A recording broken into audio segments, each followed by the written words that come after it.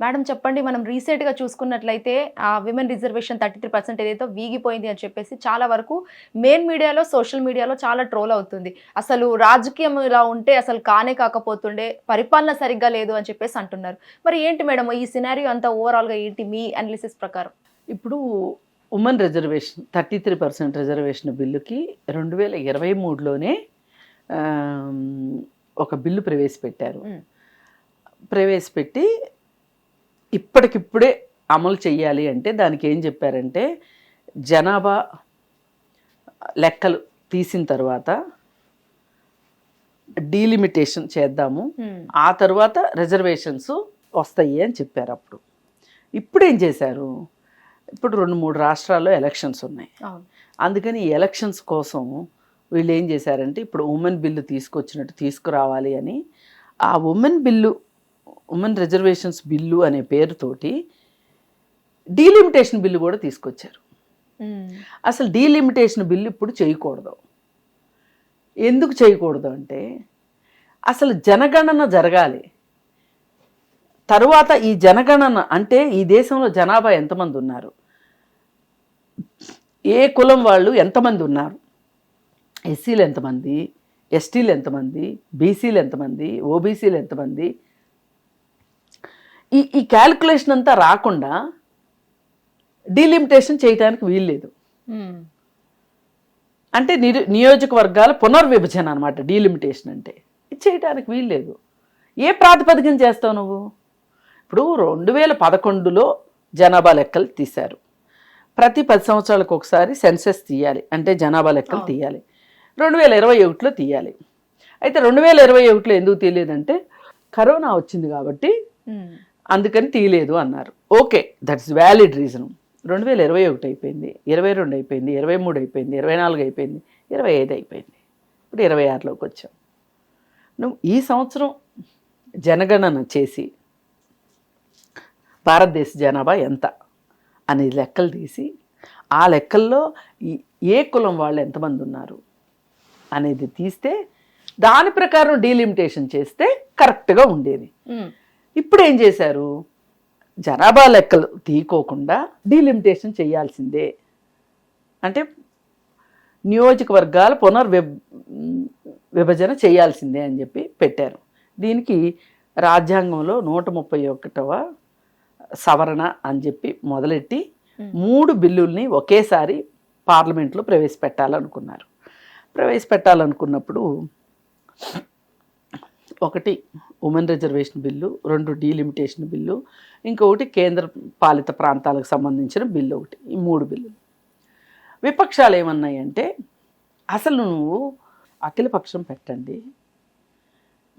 మా అభిప్రాయాలు చెప్తాము, అప్పుడు దాన్ని బట్టి మీరు మార్పులు చేర్పులు ఉంటే చేసి అప్పుడు బిల్లు ప్రవేశపెట్టండి అని చెప్తే వినకుండా డైరెక్ట్గా బిల్లు ప్రవేశపెడితే వీళ్ళ నాటకం ఏంటి అంటే, వీళ్ళకి ఇప్పుడు మహిళా రిజర్వేషన్ ఇవ్వటం అనేది ఇంపార్టెంట్ కాదు. మహిళా రిజర్వేషన్ అంటే ఇక అందరూ కాదనకుండా ఉంటారు కదా, మహిళా రిజర్వేషన్ పేరు చెప్పి డీలిమిటేషన్ గట్టెక్కించుకోవాలనేది వీళ్ళ ప్లాను. ఈ నియోజకవర్గాల పునర్విభజన చేపడితే సీట్లు పెరుగుతాయి. సీట్లు పెరిగినప్పుడు అసెంబ్లీ స్థానాలు పెరుగుతాయి, ప్రతి రాష్ట్రానికి పార్లమెంట్ స్థానాలు పెరుగుతాయి. ఇప్పుడు యూపీ అటు సైడ్ ఎక్కువ సీట్లు పెరుగుతాయి. ఈ పెరిగిన దానివల్ల కొంచెము నార్త్లో సీట్లు ఎక్కువ పెరిగేటట్లుగా కనిపిస్తుంది, సౌత్లో తక్కువ పెరిగేటట్లుగా కనిపిస్తుంది. అందుకోసం అని చెప్పి అది ఒట్టిగా ఆ బిల్లు పెడితే దాన్ని ముందుకు సాగనివ్వరని మహిళా బిల్లు భుజం మీద తుపాకీ పెట్టి కాలుద్దామని చూసింది కేంద్ర ప్రభుత్వం. అది కాస్త ఇప్పుడు నవ్వులాట కింద అయ్యింది. ఇప్పుడు విపక్షాలు అందరూ కలిసి ఒక తాటి మీద వేస్తే ఇప్పుడు వీళ్ళందరూ వ్యతిరేకించేసరికి దానికి 2/3 మెజారిటీ రాలేదు ఆ బిల్లుకి. దాంతో బిల్లు అది ఆగిపోయింది. కానీ విపక్షాలు ఏం చెప్తున్నాయంటే, అసలు ఇప్పుడు మహిళా రిజర్వేషన్ బిల్లు ఇప్పుడు మళ్ళీ పెట్టాల్సిన అవసరమే లేదు, ఆల్రెడీ 2023లో పాస్ అయిపోయింది, ఇప్పుడు దాని గురించి చర్చ ఏమి లేదు. ఇప్పుడు చేయాల్సింది ఏంటంటే జనాభా లెక్కలు జనగణన చేస్తే సరిపోతుంది, చేసి ఆ తర్వాత మీరు డీలిమిటేషన్కి వెళ్ళండి. అప్పుడు కదా ఈ ఉమెన్ రిజర్వేషన్ అనేది వచ్చేది. ఇప్పుడు ఉమెన్ రిజర్వేషన్ ఇచ్చినా కానీ ఎన్నికలు లేనప్పుడు ఉమెన్ రిజర్వేషన్ ఇచ్చి ఏంటి లాభం అని విపక్షాలు చెప్తున్నాయి. ఏదేమైనా తెలంగాణ వాళ్ళు అంటే ఇక్కడ రేవంత్ రెడ్డి గట్టిగా వ్యతిరేకించాడు, తమిళనాడు స్టాలిన్ వ్యతిరేకించాడు, కమ్యూనిస్టులు ఎలాగూ వ్యతిరేకిస్తారు, కేజ్రీవాల్ వ్యతిరేకించాడు. ఇట్లా అప్పుడు ఇండియా కూటమిలో ఉన్న వాళ్ళందరూ కూడా వ్యతిరేకించారు. ఈయనకి సపోర్ట్ ఇచ్చింది ఎవరు అంటే బీజేపీ, అలాగే ఇప్పుడు ఎన్డీఏ కూటమిలో ఉన్న ఆంధ్రప్రదేశ్లో ఉన్న 2 పార్టీలు, జనసేన, ఆఖరికి వైఎస్ఆర్సీపీ కూడా ముందే సాగిలు పడిపోయింది. ఇంకిట్లా బీహార్ వాళ్ళు వీళ్ళందరూ కలిసి ఇచ్చారు. కానీ ఓటింగ్ వాళ్ళకే ఎక్కువ వచ్చింది. కానీ 2/3 మెజారిటీ రావాలి బిల్లు పాస్ అవ్వాలంటే, అక్కడ వేగిపోయింది. ఏదైనా సరే దొంగదారును అడ్డదారును బిల్లు పాస్ చేసుకోవాలని మసిపూసి మారేడికాయ చేసి చేయాలని చూశారు. పప్పులు ఉడకలేదు. ఇది ఇప్పుడు డీలిమిటేషన్ బిల్లు ఆగిపోయింది అని అనట్లా వీళ్ళు, ఉమెన్ రిజర్వేషన్ బిల్లు ఆగిపోయింది అంటున్నారు. అసలు ఉమెన్ రిజర్వేషన్ బిల్లుకి వచ్చిన ఇబ్బందే లేదు, ఢోకానే లేదు. ఎందుకంటే ఆల్రెడీ 23లో అయిపోయింది. రేపు మీరు ఈ టర్మ్ అయిపోయే లోపు జనగణన చెయ్యండి, జనాభా లెక్కలు తీయండి, తీసిన తర్వాత డీలిమిటేషన్ చేయండి. అప్పుడు ఇంకెవరైతే ఏం మాట్లాడలేరుగా. అంటే వాళ్ళు ఎంతకీ బీజేపీ వాళ్ళు ఏమనుకున్నారంటే వాళ్ళకి అనుకూలమైన, వాళ్ళకి ఓటు బ్యాంక్ బాగా ఉన్న చోట్ల సీట్లు ఎక్కువ వస్తే ఫ్యూచర్లో కూడా వాళ్ళకి అధికారానికి దెబ్బ ఉండదు అని అనుకున్నారు. అనుకుని ఈ కుప్పిగంతులన్నీ వేశారు. ఏదైనా కానీ దక్షిణాది ప్రజల విజయం అనే చెప్పుకోవచ్చు దీన్ని. అదెందుకు మేడం అలా అంటారు? అదెందుకంటే పూర్తిగా వ్యతిరేకించింది ఇటు సైడే, డిఎంకే బాగా గట్టిగా వ్యతిరేకించింది. కర్ణాటక తెలంగాణ అంటే కాంగ్రెసే ఉంది కాబట్టి సరే, కేరళ ఎలాగూ, వెస్ట్ బెంగాల్. ఇప్పుడు నిరసన దేశం మొత్తం మీద చెన్నైలో జరిగినంత నిరసన ఎక్కడా జరగలేదు ఈ బిల్లుకు వ్యతిరేకంగా. వాళ్ళైతే ఏకంగా బిల్లు కాగితాలు కూడా తగలబెట్టారు, నల్ల చీర కట్టుకొని నల్ల డ్రెస్సులు వేసుకొని వాళ్ళు నిరసన తెలియజేశారనమాట. అలాగే పార్లమెంటుకు కూడా వెళ్ళేటప్పుడు ఆమె నల్ల చీర కట్టుకొని వెళ్ళింది కనుమొళి, రాజ్యసభకి వెళ్ళేటప్పుడు. ఎందుకంటే వీళ్ళు చేసే పనులకి అంత అసహ్యం వేస్తుంది. అసలు బీజేపీ చాలా చాలా ఒక రకంగా వాళ్ళు ఏదనుకుంటే అది చెయ్యాలి అనే ఒక ఉద్దేశంతో బండగా అయినా సరే జనాల మీద వేసి రుద్దాలి అనుకుంటున్నారు. పైగా కనుమొళి ఈ సందర్భంగా ఇంకొక మాట కూడా అన్నది, నారీ శక్తి వందనం బిల్లు అని ఎందుకంటారు? అసలు మాకు దండం పెట్టాల్సిన అవసరం ఏంటి? మాకెందుకు ఈ ప్రత్యేక గౌరవాలు? మా హక్కులు మాకు ఇవ్వండి చాలు.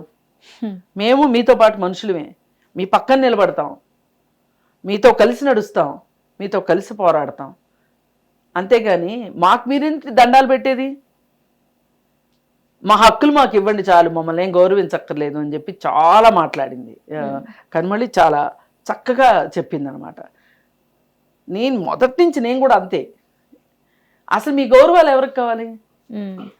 ఇప్పుడు బస్సులో లేడీస్కి సీట్లు కొని పెట్టారు, అక్కడ రాస్తారు మహిళలను గౌరవించటం మన సాంప్రదాయం. రైట్, అవును. వారి సీట్లలో వారినే కూర్చొనిద్దాం, వారి సీట్లలో వారినే కూర్చోబెడదాం అనుకున్నప్పుడు గౌరవం ఎక్కడి నుంచి ఎందుకు వచ్చింది? అసలు గౌరవం ఏంటి? మా హక్కది ఇదనమాట. ఇక్కడ ఇలాంటి పనులు చేస్తా అంటే గిల్లి తొడపాసం పెట్టి జోలబాడినట్టు చేస్తున్నారు. మహిళల్ని వాళ్ళ సాధికారత ప్రకారం మహిళల జనాభాకు తగ్గట్లుగా వాళ్ళకి సీట్లు ఇవ్వండి. అలా సీట్లు ఇవ్వని కాడికి మీరు అసలు మహిళా వ్యతిరేకులు నన్ను అడిగితే. ఈ దేశంలో మహిళల సమస్యల గురించి మీరు ఎంత పని చేస్తున్నారు? మీరు ఏం చేస్తున్నారు? మహిళలకి నిర్భయ చట్టం వచ్చింది, అమలు చేస్తున్నారా? నిర్భయ ఫండ్ ఉంది మనకి. అసలు నిర్భయ ఫండ్ ఏది? చట్టాల పట్ల అవగాహన కలిగిస్తుంది ఏది? మహిళల్ని ఎంతసేపు గౌరవిద్దాం గౌరవిద్దాం గౌరవిద్దాం అంటారు. అసలు మీ గౌరవాలు ఎవరికి కావాలి? మా బతుకు మాకు బతకనివ్వండి. మాకు ఇంట్లోనూ రక్షణ ఉండట్లేదు, బయట రక్షణ ఉండట్లేదు.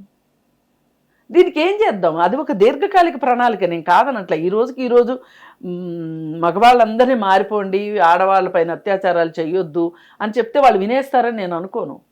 కానీ దీర్ఘకాలిక అదొక పెద్ద పోరాటం అయినప్పటికీ అది ఎంత సుదూరం అయినా సరే నడవటం మొదలెడితేనే కదా దూరం తగ్గేది. అవును. అందుకని ఏ రకంగా చూసినా సరే మీరు మహిళలకి మేము గౌరవిస్తున్నాం. ఇప్పుడు ఈ బిల్లు వీగిపోవటానికి కారణమైన వాళ్ళందరికీ మహిళలంటే గౌరవం లేదు, మహిళలంటే ఇష్టం లేదు. మీ ఇంట్లో మీ తల్లి, మీ చెల్లి, మీ అక్క, మీ భార్య, వారందరినీ ఒక్కసారి గుర్తు తెచ్చుకుని ఓటేయండి అని చెప్పి మోడీ గారు చెప్పారు. అది చాలా హాస్యాస్పదంగా ఉంది. హత్రాస్ ఘటన కావచ్చు, ఉన్నావు ఘటన కావచ్చు, ఇట్లాంటి ఘటనల్లో మహిళలకి జరిగిన అన్యాయం గురించి మీరేం చేశారు? గుజరాత్ అల్లర్లలో బిల్కిస్ బాను అనే ఆవిడ పిల్లల్ని చంపి ఆవిడని అత్యాచారం చేసి ఆవిడని నానా రకాలుగా ఇబ్బంది పెట్టిన వాళ్ళు ఎవరైతే ఉన్నారో వాళ్ళకి శిక్ష పడితే వాళ్ళని పెరోల్ పైన విడుదల చేయటం, అలాగే వాళ్ళ శిక్షాకాలాన్ని తగ్గించటం, పైగా వాళ్ళని ఆ ఊర్లో తీసుకొచ్చి ఆ అమ్మాయి ఉన్న ఊర్లోకి తీసుకుని వచ్చి వాళ్ళకి సన్మానం చేయటం, బాధితురాలకి ఎంత భయం వేస్తుందండి. అవును. పైగా వాళ్ళకి మిఠాయిలు తినిపించటం, పూలదండలు వేయడం చేసి అక్కడ అనౌన్స్మెంట్ ఏంటి అంటే చట్టం మొత్తాన్ని పక్కదారి పట్టించేటట్లు సద్బ్రాహ్మణులు అత్యాచారాలు చేయరు అని. అంటే ఇప్పుడు వీళ్ళు సద్బ్రాహ్మణులు కాకుండా అయిపోవాలి, లేదు వీళ్ళు అసలు ఈ నేరం చేయలేదనైనా అంటే చెయ్యని నేరానికి శిక్ష పడింది అని చెప్పాలనే కదా మీ ఉద్దేశం. ఇట్లా మీరు మహిళలకి రక్షణ కల్పించట్లేదు, వాళ్ళ హక్కులకి రక్షణ కల్పించట్లేదు, వాళ్ళ పట్ల మీరు జవాబుదారీగా లేరు అనే సంఘటనలు ఈ 12 ఏళ్లలో ఎన్నో జరిగినాయి. అవన్నీ వదిలిపెట్టి వాళ్ళ అసలు తెల్లవారిందో లేదో మాకు ఇప్పుడే గుర్తొచ్చింది మహిళల సాధికారత అని చెప్పి వాళ్ళ రిజర్వేషన్ బిల్లుని తీసుకొని వస్తే వీగిపోయింది. అది ఒక్కటే పెట్టండి. అసలు ఒకసారి పాస్ అయిన బిల్లును మళ్ళీ పెట్టాల్సిన అవసరం లేదు. మీరు ఒకవేళ మీకు అంత సరదాగా ఉంటే మళ్ళీ ఓటింగ్ కావాలని ఉంటే డీలిమిటేషన్ని జోడు చేయకోకుండా మహిళా రిజర్వేషన్ బిల్లు ఒక్కటే పెట్టండి. ఎందుకు పాస్ కాదో చూద్దాం. అందుకని బాగా అసలు కర్రు గాల్చి వాత పెట్టారు మోడీకి అని చెప్పొచ్చు. అయితే ఈ విషయంలో ఎక్కువ నిలబడింది మటుకు సౌత్ వాళ్ళే. Right, thank you so much madam. So చూసారు కదా, ఇది ఇవాళ ఎపిసోడ్. మరో ఎపిసోడ్తో మళ్ళీ ముందుంటున్నప్పటిదాకా కీప్ వాచింగ్ హిట్ టీవీ. నమస్తే. హిట్ టీవీ యాప్, ఇందులో short news, live news, entertainment shows, movies, digital magazines తో పాటు మీ జిల్లా వార్తలను కూడా ఫ్రీగా చూడొచ్చు.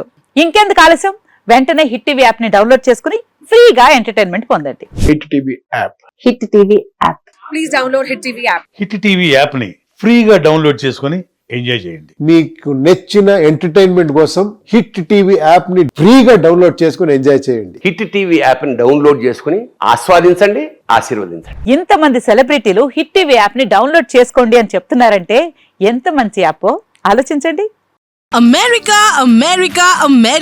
అమెరికాలో చదవాలనుకునే వాళ్ళకి విశ్వసనీయమైన పేరు మన శౌర్య కన్సల్టెన్సీ. UK లో 1 year masters, UK లో 1 year masters, 2 years work permit up to 5 years visa. Contact Saurya Consultancy. Contact 89851 89851.